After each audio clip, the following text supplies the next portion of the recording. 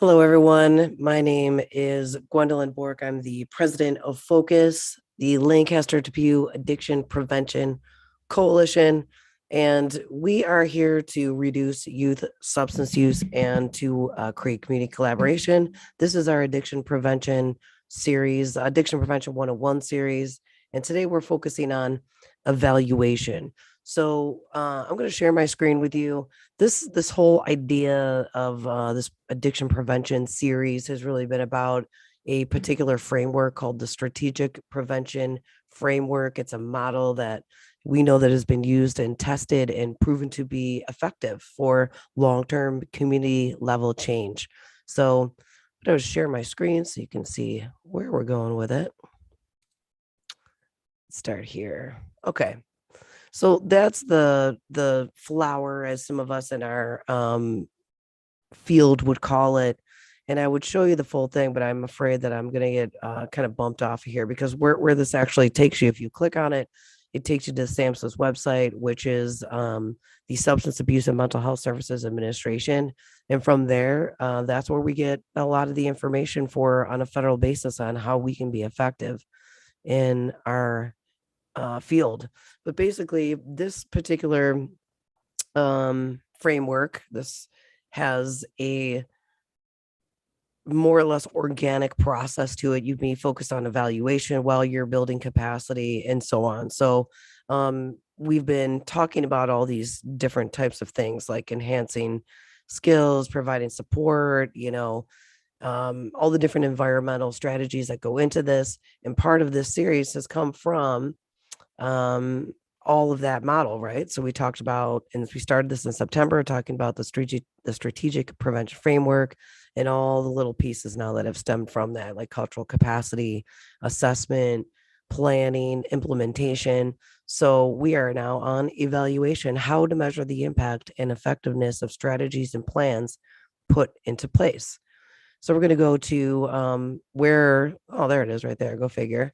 Where I find this particular guideline through CADCA, the Coalition Anti-Drug Communities Against Anti-Drug Community Coalitions of America, right?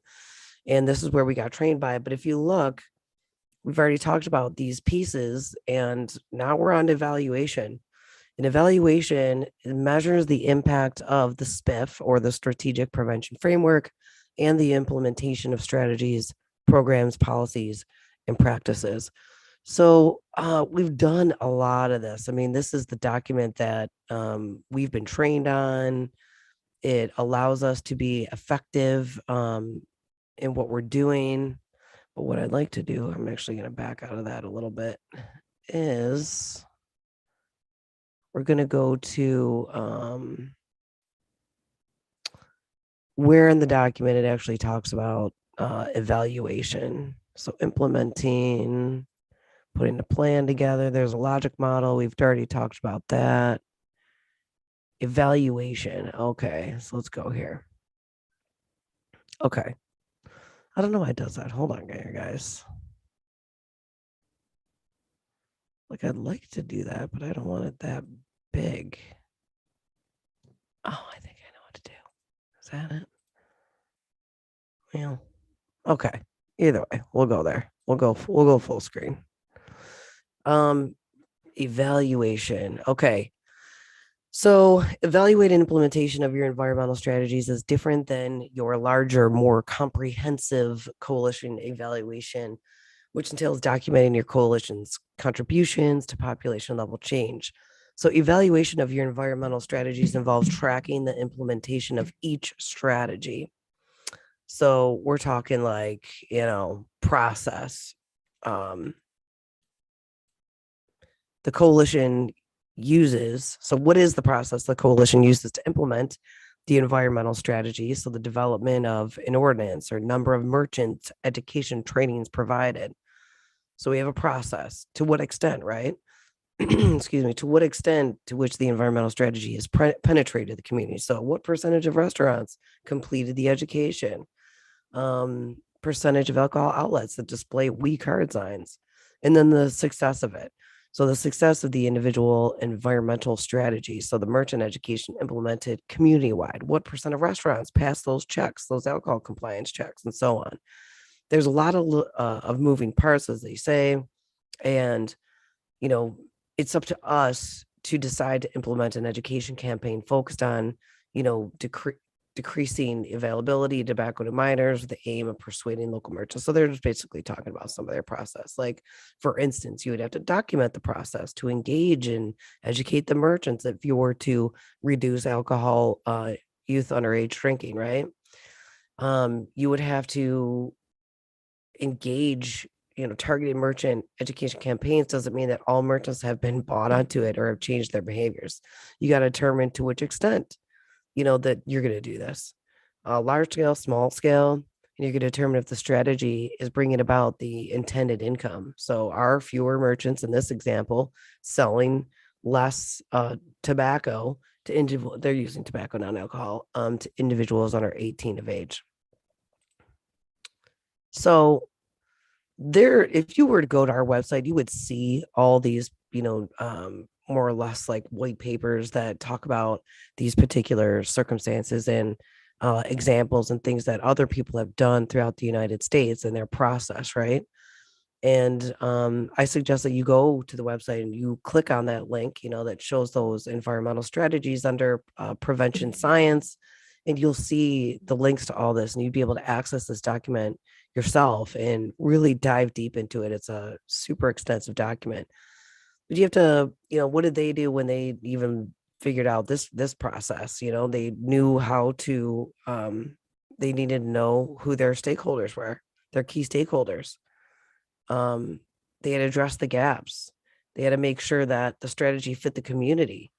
They had to know the laws, who enforce them and how they're enforced. It's a lot of public policy, which is why, public policy is a committee for focus, right? Because it all comes in together. So I just want to do that quick little view so that you can see just some of our stuff, right?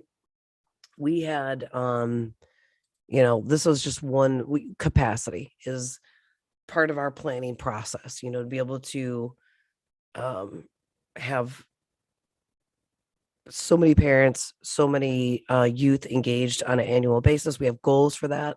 We have sector representatives. We have 12 sectors of the community that comprise the community. We need sector representatives for those particular silos, I guess we'll call them, of the community. So we had goals and we had planned out how are we going to do that, outreach events, branding, marketing, stuff like that.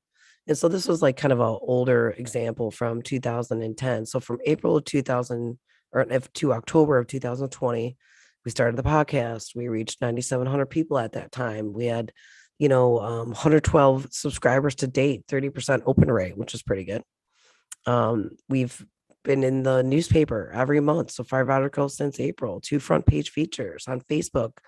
We were, we got 47 new followers. We're up 91%. And for volunteers, we had 22 new youth volunteers, 9.2% increase in sector partners and representatives. Like, you're not seeing the planning part and the implementation component of this, but this is the evaluation. This is okay. This is what we did. This is a quick little overview of, were we successful in those objectives? And part of what CATCA would do is they had provided us during our National Coalition Institute training, a lot of these like templates that we could use. So if you're looking to even use this in your own business, like, okay, how can we evaluate, things like this? So this is an evaluation communication plan. It's a little different, but you're going to communicate to the stakeholders, hey, this is what we're trying to do. Okay. So who cares about, you're going to pose these questions so you can target the right people, and why their motives on why or why not they would get involved, right? So who cares about substance use? All right, who's the audience? All right, education administrators, parents, youth. I think we can all agree about that. And what do we want them to do? So what's the action? So we figured out the audience. What is the action, right? Well, we wanted to, allow access to their students, conduct student surveys on marijuana usage on school property. So that's the action that we wanted our education administrators to take. For the parents, we wanted to understand and apply data received on the usage of marijuana usage within their kids' peers and their other parents. And for the youth, we wanted the youth to take action by taking a student survey and assist in focus groups in order to gain data. All right, well, why would they do it? What's in it for them? Well, they will have data for the education administrators. They'll have data to measure our effectiveness. It would decrease in usage on school property. And for parents, well, they would decrease usage among youth at home or at their friends' houses. For youth, hey, what's in it for them? Free pizza, snacks, acknowledgement letters, volunteer hours for school. So we're trying to come up with like, hey, we're going to communicate to you. We're trying to get to this next level. Help us, right? And what's the data that's going to be shared with the audience? Okay, so for the education administrators, how are they going to know that this came all the way full circle? Well, there'd be a report of the student data to be presented. For the parents, there would be the same thing: focus group results, survey report, and for the youth, they would also have those results. So we were doing all of this. This was last year, maybe 2 years ago, when we knew marijuana was going to be legalized. So we had come up with this particular evaluation communication plan, and we had done all of that. All right, we talked to the administrators, the parents, the youth. We told them what's in it for them, why they needed to do this, or why they would want to do that. What would result of that, which all this information is now on our website. It's completely free to share to the community. And there's infographics that we've done. The reports are there. Everything is available to every one of these groups now through our website. And we had a town hall conference to showcase all this data. So that's just like, another example of that. Let's see if there was another one here. All right. So here's a more extensive one. In this, we've talked about logic models before. This is the straight up evaluation plan. So the other one was an evaluation communication plan. This is an evaluation plan, but we base it off of our logic model. We've shown you our logic model before. Our logic model basically says, hey, what is the problem? What are the root causes? And what are the potential local conditions that are causing that particular root problem? You get, so a certain set of data, and you look at that and they're like, okay, well, let's figure this out and let's propose maybe hypotheticals and see if these are wrong or right through collecting data and verifying the information. So our logic model, again, we were kind of focusing on marijuana. And we were saying, okay, well, all right, the problem was that youth were smoking up at their friends' houses. All right, so we had data. We had, the local conditions. We had a way to measure it. We had our baseline data. We had the source, and we had our collection. How are we going to do this? So how are we going to evaluate effectiveness? We have all these programs. We have all these drug-free events rolling out. We have, we're collecting all the data. We're doing education, conferences, virtual seminars. We're connecting resources to our community. Is any of that really working? So if we knew that these were the potential local conditions, that kids were smoking up at the friends' houses, they were using vape pens on school property, parents were smoking up, and out in public and social outdoor events, parents were smoking up with their kids at home. That kids had favorable attitudes to marijuana, parents had favorable attitudes towards it. And then we had the actual marijuana use. Okay, so we had that we either knew or hypothesized was happening. We went out there and we either validated it or invalidated it. We created programs. We implemented those programs in order to achieve those desired results, which were to reduce marijuana usage, reduce alcohol usage, or to gain coalition capacity, which is to bring on 5 more parents or 5 more youth. So all the stuff that we did were to have that as an objective. We collected the data. We knew what our baseline was. We knew when it was collected. So we knew that 33% of students in 2020 said that grades 10 through 12 confirmed that grades 9 through 12 were using marijuana at their friends' houses in the past 30 days. So 33% said that. The data source was a focus group. So we're going to do that. either annually, biannually. You have to collect your data consistently. We're in the process now. We had actually changed this to doing our focus groups biannually. But we're at that place now where we're looking at these another set of focus group data on mental health, and does that link or coincide with the COVID pandemic, and has it affected drug use on any level? So, this is just again, just kind of like a way to gauge what you're doing. All right. So, I don't think hold on a second. I don't think I shared this with you guys. Here was this what I was talking about though, right here. So the evaluation plan, the problems, the measures, how was it measured, what the data reported, when the data was reported, what was the data source, and the collection, So, and I'm sorry that I didn't share my other screen, guys. Here, let me do one more screen share to the evaluation communication plan that I was talking about. And here was the other one that I was talking about. Sorry about that. Like, who cares about it? So basically, who's your audience? What is the action that you want them to take? What's in it for them? What's the information that needs to be shared with the audience? And how will the data be shared? You got to really break things down when it comes to, how you're going to evaluate your effectiveness. We'll do billboards. Okay. We know that there's, 100,000 people on a weekly basis going to go past a transit road billboard that's going to say, don't do drugs, kids, But how do we measure that effectiveness? So we did I don't know if I can try to bring this up. We did a billboard where we were trying to, again,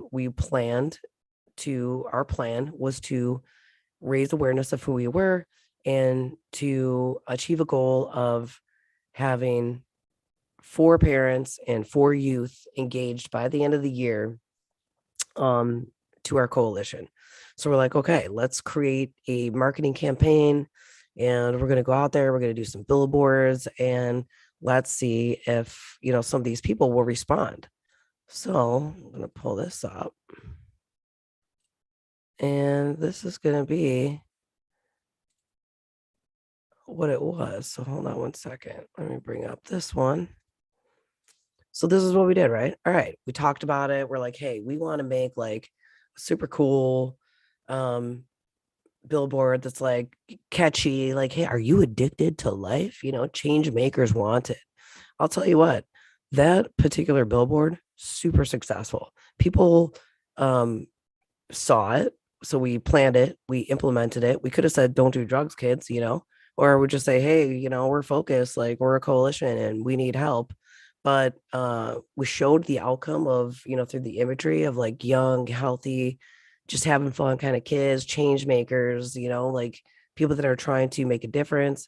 And this is what we came up with, and we had results. So you got to have a goal in mind. You have to have this process to walk you through that particular objective that you're trying to achieve. You have to communicate those types of goals to your community stakeholders who are looking to integrate and plan with you. And then you got to go back. That is, we were talking about this at our meeting this past month.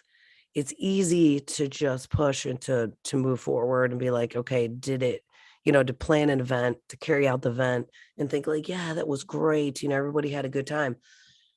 But did it achieve the results that you were looking to achieve?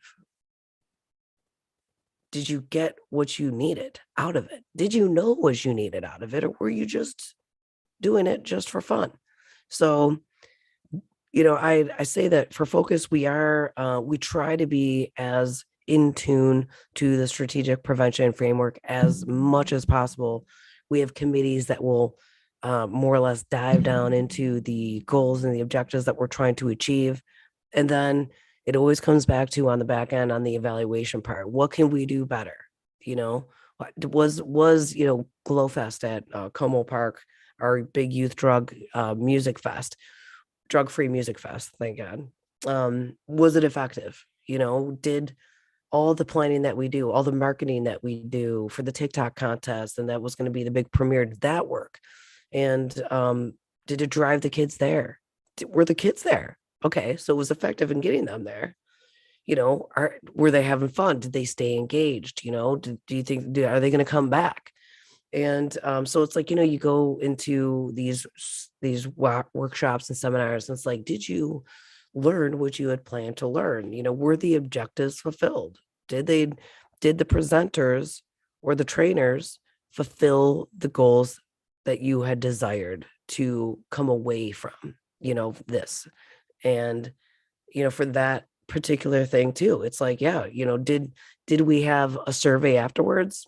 No, but this might not be a bad idea for next year. Like, hey, anybody who leaves this event, if you take our survey by midnight, today, you'll get registered for, like a Amazon card or something like that. Maybe incentivize it. But then through that survey, we'll find out, hey, yep, I like the DJ. Maybe if they played this types of music, or if they did this or that. Yep, like the photo booth, that was a good time. Maybe if they had more props, that would have been better. Food was good. Love Chick-fil-A. Yep, love the water. Wish I had a little bit more Sprite. Whatever. Like, yeah, long games were good. Line was too long. Maybe if they had multiple people to help with the long games, then we could have done more with that. Surveys are the best way to evaluate your effectiveness. So, evaluation is key to becoming better. And it hurts sometimes to hear the results, but that's the best way that you're going to be effective in whatever field that you're trying to achieve that effectiveness and awareness. And it's also an opportunity for you to get the desired outcomes that you are truly looking for. And here at Focus, we have two goals, and that's to reduce youth substance use in our youth ages 13 to 18, and to create community collaboration. We need the help of the community to come together and assist us for that long-term sustainability. And the goal is to create a drug-free community, a healthy community, a thriving community, parents, youth, business leaders, law enforcement, educators, all of us working together to and being aware, communicating those needs, like what's in it for them, why would they care about this, why does it matter, how are they going to know whether or not we've fulfilled these things that we said we were going to do. How are they going to get it? We have to stick together. We have to be vulnerable, be transparent, and show each other how we can all benefit from working together. So I hope that, you learn again on what evaluation means in the addiction world for us to be effective in what we're trying to do. And, at the end of the day, we're federally funded by the White House Office of Drug Control Policy through the CDC. And they say every year we have an action plan and we have goals to meet. So I know what my goals are, but do you know what your goals are for you in your business or in your world? And even in your role here with us at Focus, where are your talents and where could they be used, or where is your knowledge and wisdom being portrayed to others to be able to achieve your goals? What's in it for me? What's in it for someone else? That you're trying to engage. So think about that as you move forward, and hopefully these tools will help you be effective in the things that you do. So we'll see you next month here at Focus TV. Thank you. This is Gwendolyn Bork, the president of Focus, for our community unity and support, the Lancaster Depew Addiction Prevention Coalition. Thank you.